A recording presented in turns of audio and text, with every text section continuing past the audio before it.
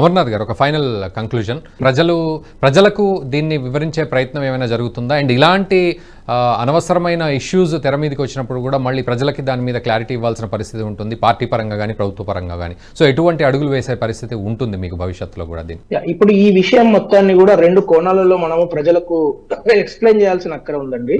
ఒకటి ఏంటంటే, అసలు మనము కొత్త పార్లమెంట్ భవనాన్ని కట్టుకోవాల్సిన విషయం ఏదైతే ఉన్నదో దాని మొదటి నుంచి కూడా నరేంద్ర మోడీ గారు చాలా చక్కగా ప్రజలకు వివరించారు. ఎస్, డీకొలోనైజేషన్ లో భాగంగా, అంటే భారతదేశానికి స్వాతంత్రం వచ్చింది కానీ అది ఇప్పుడు మహాత్మా గాంధీ గారు అన్నారు కదా, Nehru is the last only British prime minister from our side. Nehru గారిని బ్రిటిష్ ప్రైమ్ మినిస్టర్ గానే మహాత్మా గాంధీ గారు కొనియాడారు. అంటే దాని అర్థం ఏంది, భారతదేశంలో ఉంటూనే, భారతదేశంలో పుట్టినా కూడా బ్రిటిష్ ఆత్మతో బతికే కొంతమంది ఇంకా ఎవరైతే ఉన్నారో ఒక సెక్షన్ ఆఫ్ పీపుల్, దాన్ని తగ్గించడమే, అంటే దాన్ని తీసివేయడానికి డీకొలోనైజేషన్ లో భాగంగా కొత్త పార్లమెంట్ భవనం, నేను 3-4 విషయాలు చెప్తాను కొత్త పార్లమెంట్ భవనం గురించి. కొత్త పార్లమెంట్ భవనంలో ఇప్పుడు కాన్స్టిట్యూషన్ పెట్టాలి అని మాట్లాడుతున్నాడు ఆర్కే చౌదరి. అసలు అతనికి సిగ్గు మానం ఏమన్నా ఉంటే ఫస్ట్ ఆఫ్ ఆల్ తెలుసుకోవాలి, వాళ్ళు కూర్చున్న ఆ భవనమే కాన్స్టిట్యూషనల్ హాల్. అది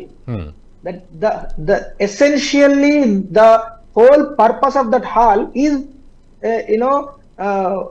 ఇంప్లిమెంటేషన్ ఆఫ్ కాన్స్టిట్యూషన్. దాని పేరే కాన్స్టిట్యూషన్ హాల్. మళ్ళా కొత్తగా దానిలో కాన్స్టిట్యూషన్ పెట్టాల్సిన అక్కరేమున్నది?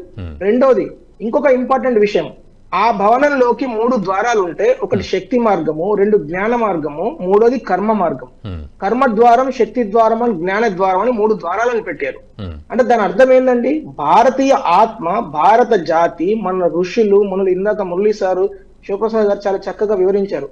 మన దేశంలో అనేక ప్రభుత్వ కార్యాలయాలలో సుప్రీంకోర్టు మీద ఏం రాసి ఉంటుందండి? ఇప్పుడు మీరు వెబ్సైట్ ఓపెన్ చేసి ఇతో ధర్మస్థతో జయ అని రాసి ఉంటుంది. సుప్రీంకోర్టు భవనం ముందర రాసి ఉంటుంది, వాళ్ళ వెబ్సైట్ లో రాసి ఉంటుంది. అంటే దాని అర్థం ఏంటండి, ఎక్కడ ధర్మం ఉంటుందో అక్కడ విజయం ఉంటుంది. అంటే ధర్మదండాన్ని మీరు తూచి మన పురాణాలన్నీ తప్పు నేను తీసేస్తా అంటే మొత్తం భారతదేశాన్ని వైపౌట్ చేయాలి లిటరల్లీ.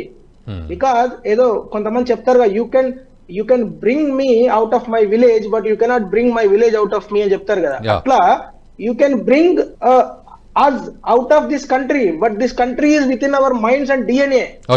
భారతీయ ఆత్మ. అందుగురించే చాలా చక్కగా విష్ణు పురాణంలో కూడా చెప్పారు, ఉత్తరం సముద్రస్య, ఎక్కని సముద్రానికి ఉత్తరం బాజు, హిమాలయాలకు దక్షిణం బాజు ఉన్న ఈ భూభాగాన్ని, అఖండమైన భూభాగాన్ని ఎవరైతే తల్లిలాగా, మాతృ శక్తిలాగా భావిస్తారో వాళ్ళందరూ భారతీయులే. వాడు ఎక్కడ ఉన్నా, వాడు ఫిజీలో ఉన్నా, అమెరికాలో ఉన్నా, ఆస్ట్రేలియాలో ఉన్నా, వాడు దీన్ని ఎస్ భారత్ మాతాకి అంటే జై అని ఎవడైతే అంటాడో అలాంటి ప్రతి వ్యక్తి భారతీయుడే అని చెప్పబడ్డది.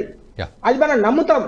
సో ఖచ్చితంగా రాహుల్ గాంధీ లాంటి వాళ్ళు, శ్యామ్ పెట్రోడా లాంటి వాళ్ళు భారతదేశంలో ఉంటూనే భారతీయ ఆత్మ లేకుండా విదేశీ ఆత్మతోని, విదేశీ డబ్బులతోని, విదేశీ వ్యవహార శైలితోని, విదేశీ ఆలోచనలతోని ఇక్కడ ఉన్న ప్రజలను, ఇప్పుడు ఏంటంటే వాళ్ళ ఒక ముఖ్య ఉద్దేశం ఏంటంటే భారతదేశాన్ని రెండుగా చీల్చాలి. రెండుగా చీల్స్తే గానీ వాళ్ళకు మనసున పడతలేదు. 10 ఏళ్ల నుంచి అందరు కలిసి కష్టపడి 11వ స్థానం నుంచి ఎకానమీ గ్రో అవుతున్నది, ఆ కొత్త ఉద్యోగాలు వస్తున్నాయి, భారతీయ యువత అద్భుతమైన కంపెనీలు పెట్టుకుంటున్నారు, మన దేశం పురోగమిస్తున్నది. తెలంగాణలో గ్రామీణ ప్రాంతాల్లో ఒక విషయం చెప్తారు, కడుపు కాలినోడు కాంగ్రెస్ పార్టీ కోటేస్తాడు, కడుపు నిండినోడు బీజేపీ కోటేస్తాడు. అంటే కాంగ్రెస్ పార్టీ యొక్క ముఖ్య ఉద్దేశం ఏంది, సమాజం మొత్తం కడుపు కాలుతూనే ఉండాలి, ఎప్పుడు అడుక్క తింటూనే ఉండాలి సమాజం, అప్పుడే వాళ్ళకి ఓట్లు పడతాయి. వాళ్ళు ఎంత దుర్మార్గమైన, దారుణమైన ఆలోచనతో ఉంటారంటే, వాళ్ళు గరీబీ హటావో అని ఇంకో 100 సంవత్సరాలు చెప్పుకుంటూ వెళ్తారు, కానీ గరీబులను మాత్రం తగ్గించారు. అటువంటి అత్యంత కిరాతకమైన వ్యక్తిత్వం ఎవరికైనా ఉన్నదంటే రాహుల్ గాంధీకి ఉన్నది. ఎందుకంటే ఇదే రాహుల్ గాంధీ చాలా విషయాలు చెప్పుకోవచ్చు. పివి నరసింహారావు గారు తెలంగాణ నుంచి ఒక బిడ్డ అక్కడ ప్రధానమంత్రి అయితే పాపం వారు చనిపోతే కనీసం వాళ్ళ కాంగ్రెస్ పార్టీ మెట్లెక్కనివ్వలేదండి వారి శవాన్ని. అదే సార్, వాళ్ళకు మానసిగ్గుండాలి, వాళ్ళ రాచరిక వ్యవస్థ గురించి మాట్లాడుతున్నారా? సిగ్గుండాలి కాంగ్రెస్ పార్టీకి, ఏమాత్రం ఈ సుమంతనైనా ఉండాలి సిగ్గు. Simple sir.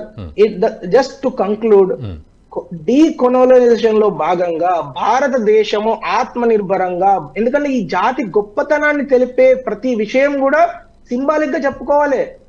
ఎందుకంటే ఇప్పుడు అశోకుని ధర్మచక్రం ఎందుకు పెట్టుకుంటాం మనం భారత జెండా మీద? ఎస్, మన ధర్మం మన ఇవాళది కాదు, 4-5 వేల సంవత్సరాల నుంచి ధర్మాన్ని పాటిస్తున్నది భారత జాతి.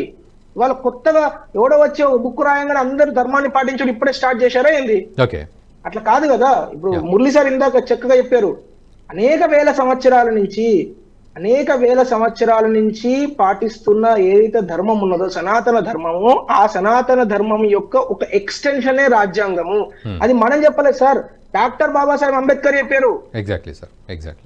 డాక్టర్ బాబాసాహెబ్ అంబేద్కర్ కాన్స్టిట్యూయెంట్ అసెంబ్లీలో మాట్లాడుతూ ఈ దేశం యొక్క అనేక వేల సంవత్సరాల నుంచి వస్తున్న ధర్మం నిరతిని, ధర్మం యొక్క జాతికి ధర్మంతో ఉన్న లింక్ ను, దాని యొక్క ఒక ఎక్స్టెన్సివ్ ఆర్మే ఈ కాన్స్టిట్యూషన్ అని వారు కంక్లూజన్ లో చెప్పారు. నేను కూడా ఇవాళ మన డిబేట్ యొక్క కంక్లూజన్ అదే చెప్తున్నాను. మనము మన భారత జాతి, భారతీయ సనాతన ధర్మం యొక్క ఒక ఎక్స్టెన్షనే రాజ్యాంగము. సో ఆ రాజ్యాంగాన్ని ఖచ్చితంగా తూచా తప్పకుండా అమలు చేస్తున్న పార్టీగా, భారతీయ జనతా పార్టీగా తూచా తప్పకుండా అమలు చేయాలని కోరుకునే ఒక పౌరునిగా నేను చెప్పేది ఏంటంటే, భారతదేశంలో ఇటువంటి తుచ్చమైన, దారుణమైన, అంటే టుకుడే గ్యాంగ్ యొక్క మాటలు ఏవైతే ఉన్నాయో అది తీసేయాలి, ఇది పెట్టాలి, ఇదంతా అసలు దీన్ని మనం అసలు కొంచెం కూడా సహించొద్దు, ఎంగేజ్ చేయొద్దు, సమాజంలోకి రానివ్వద్దు. దాన్ని ఖచ్చితంగా అఫెన్సివ్ గా మనము అడ్రస్ చేయాలి. ఎందుకంటే ఇటువంటి దుర్మార్గులు ఇంకా కొత్త మాస్కులు వేసుకొని వస్తారు. ఇది పని చేయకుండా ఇంకోటి పని చేయకుండా ఇంకో అబద్ధం. రాజ్యాంగం అంటాడు, రాజ్యాంగం లేకుండా రిజర్వేషన్ అంటారు, రిజర్వేషన్ లేకుండా సెంగోలు అంటారు, సెంగోలు లేకుండా ఇంకోటి అంటారు. కాంగ్రెస్ పార్టీని, కాంగ్రెస్ యొక్క సిద్ధాంతాన్ని కూకటి వేళ్లతో పెకిలించకపోతే భారతదేశానికి మనుగడ ఉండదు. భారతదేశాన్ని పురోగించాలి అంటే, అభివృద్ధి చెందాలంటే కాంగ్రెస్ యొక్క వ్యక్తిత్వం, ఇప్పుడు మనం మాట్లాడుకుంటున్న ఈ వ్యక్తిత్వం, పార్టీ గురించి కాదు, వ్యక్తిత్వాన్ని కూకటి వేలతో తీసివేయాలి. ఇది కంక్లూజన్.